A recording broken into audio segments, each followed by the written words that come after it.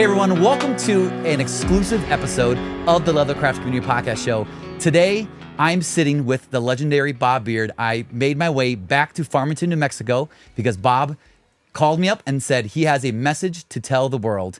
And I am so happy that I get to share this with you guys exclusively right here on this show. So without further ado, Bob, welcome to the show again, and welcome to season 2. You're back at it. Well, thank you very much for having me. It's an honor. Hey, how are you doing today? Well, I'm doing. Doing? Yes, sir. Oh, man. It's a little cold. It's a little cold out here in Farmington. That's all right. But we'll get through it. So we got heaters in your workshop. We're good. We're good. So what is your big message to this world? I've been doing what I do for 56, 57 years. And like any good motor, you start to run out of gas a little bit. So I'm waiting for somebody to kind of pick up the slack that remains in my career and pass it on to somebody who earns it and deserves it. And after lots of world travel, I've discovered that person, and I'm working closely with this person. So I'd like to introduce you to her, if I may. Absolutely. Okay. This is my new protege, Daniëlle Roossien, and she is going to pick up everything I know. The problem is I have 57 years of experience to cram into 1 or 2 months at a time, so I tend to overflow the information at her. But unfortunately, I'm at a disadvantage because she's turning out to be better at this than I am. Oh, man. So I've got a foundation to build, but I can already sense that she's going to take it further than I ever could or that I have remaining to do so. So I'd like you to meet my protege, Daniela. Daniela, welcome to the show. How does that make you feel knowing that you are the next in line for all of this that Bob Beard does? In a way, it feels simple, but I have not enough time to tell all the words here on this show what it makes me feel like. It's just very overwhelming. It's dreamlike. It is fantastic. It feels at the same time very natural to do these kind of things. It just comes to me, and that's the reality, but also very much dreamlike. It is true, but I have to see it come true yet. Yeah. So how about you tell the audience and the viewers a little bit about yourself? How did you get started in leathercraft? Since I was a young girl, handwork, doing things with my hands has always been there. At school, at middle school, we had a class that was called handcraft, and no matter the material or the tools I picked up, it just worked. And it has always been there. So I never played with dolls. I always played with tools, and I started making things. And then I was debating what I should go study, so I studied interior architecture. And what I discovered there was that my brain thinks very logical, and that's handy in this kind of handcraft world. And I discovered I can just use almost any kind of tool when I want to make something. But that was not hitting it off per se. I started noticing that I have a desire for materials, so to say. So I tried to find a material that would fulfill all my curiosity or questions, and that I could stay with for a very long time. And I discovered leather about 15 years ago, and I found that material to fulfill all the desires and curiosity I had. Because in leather you can do so many things, so many different techniques. I often say to my students, it is like 4 handcraft jobs in one. Yep. And I met a company in the Netherlands, in Arnhem, where I lived for a long time, and they teach classes to how to make handbags. And it's not per se the handbag that I wanted to make, but I wanted to learn about how you would use leather.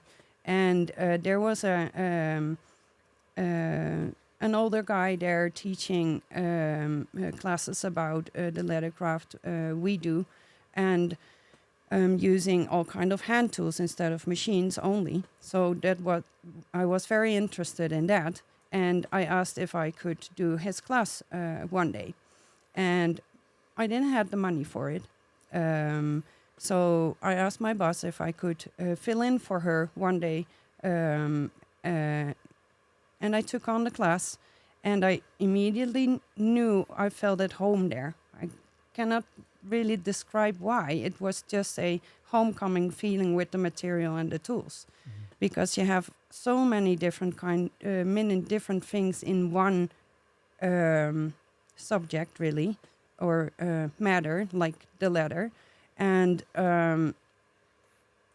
he let me make a few things.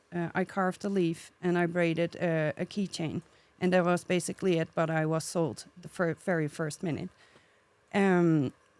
The next week he called me if I wanted to be his apprentice, and I did that for a while. Went to his home, and he taught me a few things, and that brought me into much more knowledge I wasn't aware of. So I'm a person that does things like 500% or nothing. Got it. And I dove into it straight away, and I've never left it. And it grew out to be something I never would have thought it would grow into. Do you remember the first time you met Bob? And what was that interaction like? Yes, I do. Yeah, please tell us about when you met Bob and how that all came about. I was traveling the state at some point with my boyfriend, and on that trip I met Sharon and Ralph from the Leathercrafters magazine, and they told me about the Prescott show, and I didn't know the existence of it. That was right around my birthday, and I was very lucky to receive a birthday present so I could go to the Prescott show. I went there very, how do you say that? Young and insecure, rather. Okay. At that point, I think. That's how I felt. But I felt very confident about what I was going to do there. Yeah. And as soon as I entered the building and saw all those like-minded people, Yep. I felt I'm in the right place. And I took the first class from Bob, which was the Scarabee beetle, and it was awesome. We didn't really talk at that point because he was teaching and I was learning. Yeah. And everybody knows that when the classes end, you go to dinner at night and meet each other and get to know each other. And that's the first time I met Bob, and I thanked him for being in his class and teaching me so much in just one class. And it opened my eyes, and it was just awesome. Hey, y'all, I want to talk to you about the very first sponsor for the Leathercraft Community Podcast Show, and it is Leather Machine Company. If you are looking to upgrade your workshop or to speed up the process on making items, then look no further than Leather Machine Co. They have various sewing machines of multi-purpose needs, along with leather cutting and splitting machines. Check out their website or give them a call for more information. Now, let's go back to the show.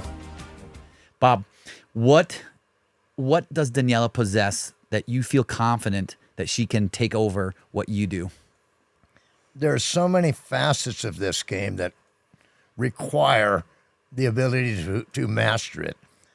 The most important thing is desire. Commitment would follow that, a commitment to chase that dream. Following that, you have to have intellect. You have to be smart enough to figure out how to get to where you want to go. You need the skills to know how to operate your hands with where your mind is telling it wants to go. You have to know what to do with the leather and the dedication to chase that dream and to grow. You need the skills, you need the eyes, you need everything. it all comes together as a whole package. What I'm doing now, I've pushed myself in the leather creation department as far as I was comfortable, and then found the need for the tools, so I switched over and started making tools, and that even has more requirements. You have to be a metallurgist, you have to be a machinist, you have to be a chemist, you have to know what the tools are going to do in the leather. There's so many more facets, but most importantly, you have to have the commitment and the desire. In 57 years of doing this, I've had several people come to me and see how I do things, and I give advice and I help them. I don't have any secrets. And then later in my career here, I've realized that there's nobody doing things the way that I do. And it's a shame to end it by the end of life, which comes to all of us. And it became the realization that I don't want this to die. I can take it so far, but I need to hand that torch to somebody. To find that person is almost an incredibly difficult quest. But by luck, and by kicking all over the rocks and blooding my toes, I discovered Daniela, and I did meet her in Prescott, and I knew there was something special about this person, but I didn't know what it was at that point. But I ran into her in classes in France. I ran into her again in classes in Germany. I ran into her in Switzerland, and developed a relationship just talking with her and visiting her. And I could sense that we were of like mind. Her commitment, watching her work in the class, she absorbed things like a sponge. She was already skilled at things that she'd never done before. So she had the vision, the skills to go from her brain to her hands, commitment to learn, hungry for the knowledge. And over 8 years, 9. 9 years, excuse me, over a 9-year period of time, this has grown together to where you are the chosen one. Rare, extremely. Special, extremely. Fortunate for me, fortunate for her. I have a gift that will keep on giving, and it will not just satisfy me, but I'm putting her in a position to satisfy the world. That's lovely. That's lovely. Gosh. Daniela, how many tools have you made currently? I have made a total of 24 tools at this point. Gotcha. And what part of the tool making process do you find a little bit difficult for yourself? Oh, I have to be honest and say there is none, I think. Okay. So it's just coming natural to you. Yes. Sure. Yeah. Yes. What tools have you made that you enjoy making the most? That's not very easy to answer in just one sentence for me. I'll try to be short. As I explained before, I really like machines and mechanical things, materials, and I just feel and see how it works and what the machine tells me and what in this case, the steel tells me what it can have and cannot have. And it is, I don't know, don't want to sound vague, but it's like sensing and feeling, using all your senses at the same time. And then it's the complete package. And I am very interested in the sander, making the first cuts. And then you start to see a shape coming into the steel. And it's very logical for me that is the first step after, of course, the mill and the lathe, what the next step will be. And they all have their own formula, which guide you to the next step. And I find them all very interesting and very, I don't know, just touching everything and having that complete package from A to Z, starting on the mill and the lathe, making calculations, which is the very logical part for me. And then going to the other side of the shop where you have the very organical parts of the tool making. I really like both, and they come together for me, and that's, well. And that's how it all goes together then for you. Yes. So how are you taking meticulous notes or photos or videos? How do you keep track of everything that Bob is teaching you in 50 plus years? How are you trying to absorb all that? Because it's a lot. It is a lot, true. I do everything you mentioned. I'll take notes, I'll make photos, I'll take videos. And sometimes it's a little too much because Bob has so much knowledge. And when he starts telling about one detail, he reminds himself of another detail and dives into that subject as well. At the same time, he was telling you about the previous subject. So sometimes I have to make like little drawers in my head and put stuff in there, and they are open all at the same time. And when I'm done working with him in the workshop, I'll go inside of the house and readjust all my notes. And I have been noticing when my head is a little filled, I do Dutch and English in the same sentence. Got you. But I will find my way through it. He has a lot of information on very old paper documents that do not have a digital existence. And not only for my future, but also for him to not lose any of that information that is on paper. Yeah. The rest, of course, is in his mind. Yeah. And I have been busy on a lot of paperwork lately and trying to get as much out of his brain as possible to preserve it for the future and make it digital. So I'm documenting everything. Perfect. And so, hey everyone, our second sponsor for the Leathercraft Community Podcast Show is none other than the Leathercrafters Journal. Carrying on a tradition of 68 years of publishing the magazine for leather workers and artists worldwide, they also host 3 trade shows in the United States and 1 in Europe. Give them a call or visit their website and use the promo code COMMUNITY, and you will receive an additional free magazine added to your subscription at no charge. The Leathercrafters Journal truly sets the standard with staying up to date on all things leathercraft. If it's about leather, it's in the journal. Now, back to our show. And so, Bob, what's the plan with the workshop? Is the workshop staying here in Farmington, or is the workshop going with Daniela? How is Daniela going to take over the Pro Tool Series machinery? Right now I'm in the training stages. Perfect. And I have all the equipment here. And there's some very heavy equipment. Yep. And for her to do it at the level I'm doing it, she's not prepared to get that kind of equipment, doesn't have the space. She's not set up for it, doesn't have the finances. So the only way that I can teach her is with everything I'm doing, with everything that I possess over my career. Yeah. As she modifies her living space, she will equip it with the necessary tools. I'm starting her with the basics. Perfect. I'm building her a foundation. I can do things with a sander that the mill can do more accurately, but I never afforded a mill for years and years, so I learned how to do everything on a sander. That's a cheap piece of equipment, and it's small. Yeah. So I'm training her how to use the basic things to do a multitude of tasks. Are they as accurate? No, but it can be done. And she, fortunately, has the eyes and the skill to match or exceed mine. In the end, basically, everything I have in my heart, my brain, and my equipment belongs to her. It's getting into her. We will work on the resources to make that possible, but if I can transport the mill, the lathe, the heat treating equipment, the bluing equipment, all my inventory, everything will belong to her so she can carry it on. But I'm starting at a foundation. We need to build the foundation before we build the house.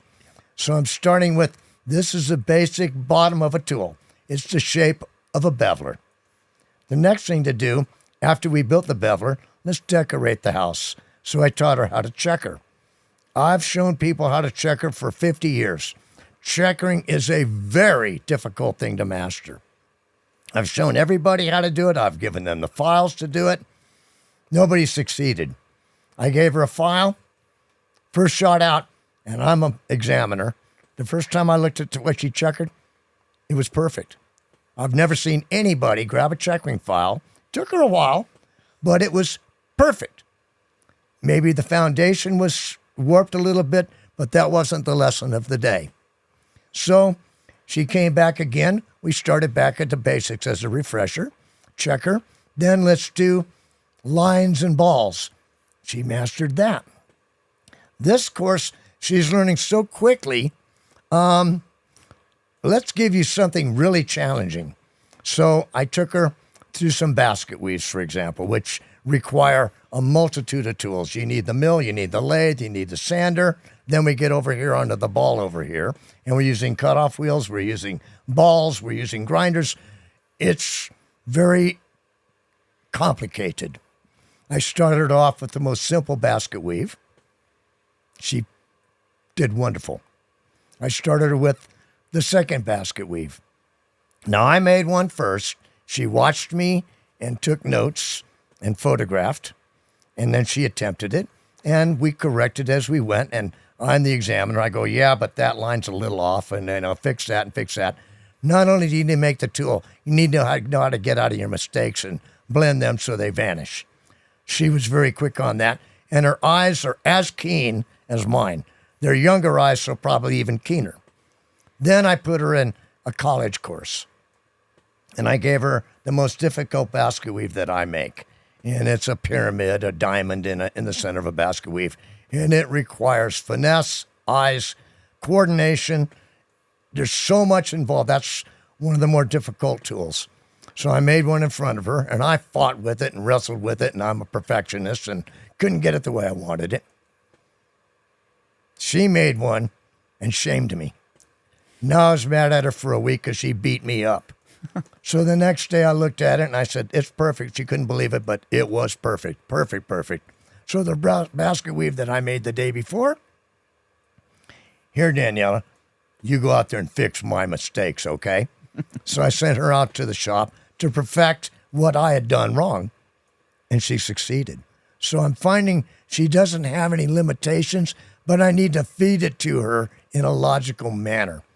The test was a preview of what's coming in the future, but I just wanted to dip her. She's been in the little end of the pool. Mm-hmm. She's been in the shallow end to learn how to dog paddle. Yep. This time, I threw her in the deep end. Okay. And she swam like a fish. So now I'm more comfortable giving her way more challenging things because she's not only ready for it, she was built for it. What a rare treat for both of us.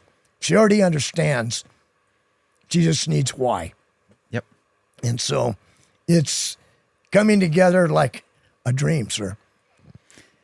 Daniela, you went from the shallow end to the deep end of the pool, and now the next step, I'm going to assume, is the ocean. You got to swim in the ocean, the aggressive ocean. So, Bob, what's the next step of education for Daniela out of your mind? Well, every tool I make, and I'm up to about 2,000 to 2,300 different tools. Each one has its own unique formula and logical approach to that tool. The basics will tell her how to attack it. I want to do some wave meanders with her, which is challenging. It's a lot of freeform cutting, a lot of skill, selecting the right size diameter cutter. And then I'm not afraid to give her simple things because practice makes perfect. It took me 3 years to discover the mistakes I was making in checkering. I didn't understand. Oh, that's a pretty glimmer. I didn't realize that glimmer was a mistake. She's seeing it right off. So I start each program with a review. Get the practice, get the foundation, because that's what it's all built on. Mm-hmm. If your foundation is wrong, you could be an artist from crazy, but if you got rips in your canvas, it ain't going to work. So I go backwards and bring her back up to the level I want her, and then push her into the next more difficult one.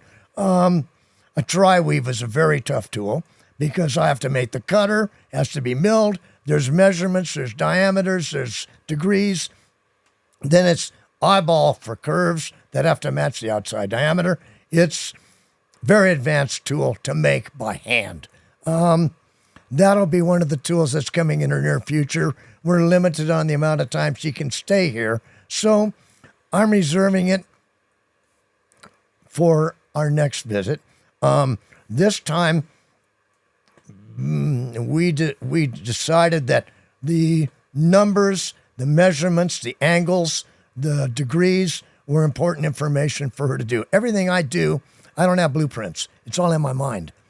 Johnny has numbers. How big of a square? What size cutter? What speed to cut it? How deep? All this kind of thing. The rest of it is me. It's my eyes and my thoughts. But to read the book, you need words. She and Rob have the ability to put it into words. So the first 2 weeks of our visit are Rob and Daniela and Johnny and I correlating all this information into documents. Rob is a computer genius. And he's typing faster, and Johnny and I are looking at the TV, and he's going up and over and on. And I'm getting seasick. I'm going, God almighty, stop this. But now we put a book together that's more information than I'll ever use. I'm an old guy. I'm going to do it my way. But it's a formula for her to follow and Johnny to follow. So we lost 2 weeks of hands-on practice. But when you're trying to remember something, you write it down and remember it better. We've been writing for 2 weeks. We have it all correlated, 2,000 plus tools. Now she has a book to go home, study, perfect, move things around to where she understands the language. Now at the time we have now we're putting it to practice in the shop here. She's building the tools based on the numbers and the book that she's reading, and it's now correlating in her mind. So I didn't think of that part. That's their part. So we contribute to one another. You guys are building like a master course in tool building from the minds and your old documents into a digital format now. That is correct. For her to study. That's correct. And have it forever. Absolutely correct. It's amazing. And she'll give it to me, and she'll give it to Johnny, and I can't read it. Okay. Johnny will be mad at me for making him read it. We have our own little language. Yeah. There's another language. Johnny's been with me 33 years. So when I say I need a PS 4.5, he knows exactly what I want. She also needs to learn the language. A BF means this, an SP means that, a ZB9. But we had so many tools, I'm going, I don't know what a dog leg pagoda is. I've only made one, and I forgot about that 10 years ago. So now we're revisiting history and what problems I had to solve as a one-of-a-kind custom tool or whatever, and we'll build upon that. So she's getting all of it. Gotcha. Now, a very important thing, I will tell you, she's hot. She's extremely gifted at what I'm teaching her. I am building a foundation for her to build it further and give more of it. So the world's going to benefit from these moves that we're making. And I would insist that everybody realizes this may not be me. This is my extension of me for the future. Daniela, how does that make you feel knowing that you are going to open up the whole European and beyond the world to these tools? Because not everyone can come to the trade shows and buy the Pro Series stamps and stuff like that. But now, like, you're the one. You're the one in Europe. And how does that make you feel knowing that you got the weight on your shoulders to do this? Yes, in a way, I have that, but I don't feel it as such. First of all, I am very, very honored that I may do this. Yeah. And it is not a pressing weight. It is actually a weight that presses me down a little to keep myself with both feet on the ground and just do what I'm good at. Yeah. And that makes me happy. And to have this legacy of Bob, it is undescribable what that is in words. It is so special. And I always tell him I'm just a girl from the Netherlands who likes making things and handling machines and tools. Yep. So I do not feel it like pressure. I just want this to continue and not vanish into in the future. I want to keep this knowledge alive, and we have discovered I am good doing so, making the tools, and that is all I need. Making other people happy over the world, that these tools still will be available in the future. Yeah. Hey everyone, our newest sponsor for the Leathercraft Community Podcast Show is Milwaukee Steel Rule Dies. They specialize in manufacturing your leather designs into dies for your clicker machine. They have state-of-the-art equipment that will help you level up your leathercraft products and production with clean-cut leather every single time. Family operated and owned, proudly made in Wisconsin. Contact Milwaukee Steel Rule Dies for all of your leather die solutions. Let's talk about your training, because I find this part the most fascinating thing, because you live in the Netherlands and you come to New Mexico to train. What is that like about spending this amount of time? Like, you spent 2 weeks documenting, and obviously, like, you may think, oh, I'm losing time, but you're actually building what Bob was saying, which is like the foundation, which is just the most important thing. Right. So let's talk about your training. I know you've been here a handful of times already.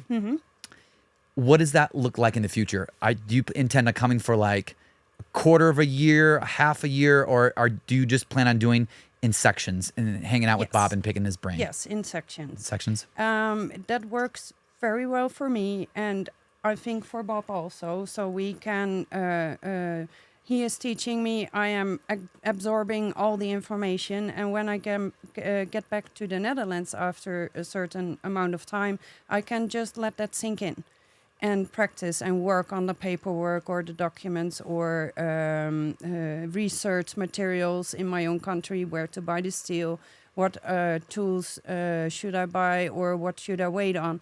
And that time in between is very useful to recharge, basically, for the next trip. Yeah. And that is a very good way for me to do it in a wave kind of a form. Yeah. And in the meanwhile, we have time to think what we'll be doing next. And I am combining those moments mostly with the leathercraft shows around the United States. Gotcha. Actually, you know, speaking of leathercraft shows, you are a pivotal role for the show overseas. Can you talk about that? That is something that most people actually don't know. And so let's talk about the show that you helped put on with the Leathercrafters Journal. And that would be AWATS, a European Leatherworkers and Artists trade show in Arnhem, the Netherlands. We have had that show in the Netherlands for the 5th time this year, and we are all still very excited about it. And as soon as the show is over, we already look forward to the next. Working together with Ralph and Cheryl is awesome. It is one of my best weeks throughout the whole year. It is a lot of work, and I happily spend my time on it because it's giving everybody in our leather world so much. There is nothing else like it in Europe, so I am gladly putting in my energy to have that opportunity for the European people as well, who are not able to come to the show in the States. And it is just so much fun. It's like a working vacation. That's how it feels. And when is that show? So for like people who may want to leave the U.S. and go visit and do a vacation in Europe and then stop at that show, can you talk about when that show is? It is always in the autumn holiday week of the Netherlands, and that takes place in October, but the dates vary. Sometimes it's the first week of October, or sometimes it's the last. It depends on how the schedule is made in the country. And I believe, if I'm correct, it will be 14 till 17 October next year, 25. Gotcha. And Bob, do you want to talk about that show? Because you told me earlier, you said that show, Elwatts, has got a different feel to it compared to the other 3 shows here in America. And do you want to just touch base on that a little bit? Sure. On what that show's about? most of the trade shows relate to the vendors and the business that they do, as well as educational experience. The trade shows in America there's three big ones. You've got Sheridan, you've got Prescott, and you've got Waco. Waco's the freshest and the newest. Sheridan is kind of a combination of a trade show for the vendors, but it's also a celebration and parties and the Don King Museum and the barbecue and the gathering of all the people that are attending the show. So it's very communal. The Prescott show and the Waco show is business for the vendors and educational for the clients or the participants. After that show is over, we all clan together in our little groups, go out to dinners and everything, but it's not as tight and as long-lived as the Sheridan show. There's another show of the International Federation of Leather Guilds. That's the oldest show in existence. I've gone for 52, 53 years. It's the oldest show. Wow. And I've only missed a couple due to circumstances way beyond my control. But that is people that have a love with leatherwork. The Sheridan show are people that are professionals. You have the big boys, coming from all over the world, the Japanese, the Asians, the Europeans, the Americans, and there's competitions, and it's the best of the best. The Federation show is people that have afflicted themselves with the same illness that we all have, the love of leather. And so it's Old Family Week. And we're so excited to share our new discovery with everybody in there. And we sit and we stay. In the old days when I was stupid and foolish, we'd stay up all night plotting what we're going to do to somebody else the next day and da-da-da-da. So it's Old Home Week. It's a family gathering, and it continues to be that way. It really was big in Indiana and Illinois is pretty much where it started, but it's become international because that's the only show which has I would, for lack of the better term, a credential to nominate or to place a person in their proper category. There's the beginner, the advanced, the open, and the master's category. Recently, they've opened what they call the grandmaster category, which is very limited. There's only there's like 4 people in the grandmaster category. I'm one of them. But just to keep the competitions fair, and after you win so many ribbons in a certain category, you're moved up because you're fighting among people of your own size or abilities. The Elwatch show has a totally different vibe. It is a vendor's show, but it's small because there's not that many vendors there. At the Sheridan and on the other shows, there's maybe 100 vendors. The Boot and Saddle show is another one. The attendance is growing because of repeated performances. But the people there are very hungry for this craft. And there are people there that are very incredible at it, but there's very few of them. There's more here in America. So when we go to Europe, they're excited to have American artists there and Japanese people there. And it takes on the vibe of a love-in. Yeah. It's sharing people with like interests and love affairs, expressing their camaraderie together. I value the companionship I get from there more than the money that thing will bring. I don't go to Europe for business. I go to energize my heart and my mind with the people that I love there. Mm-hmm. That's why I go. And that has a special value in life, more than the money. Got it. Daniela, the fruits of your labor are paying off with that show, and then now all of this. And I just want to say, how does it feel to be the chosen one? That's a perfect word to put. She's my chosen one as well. You are the chosen one.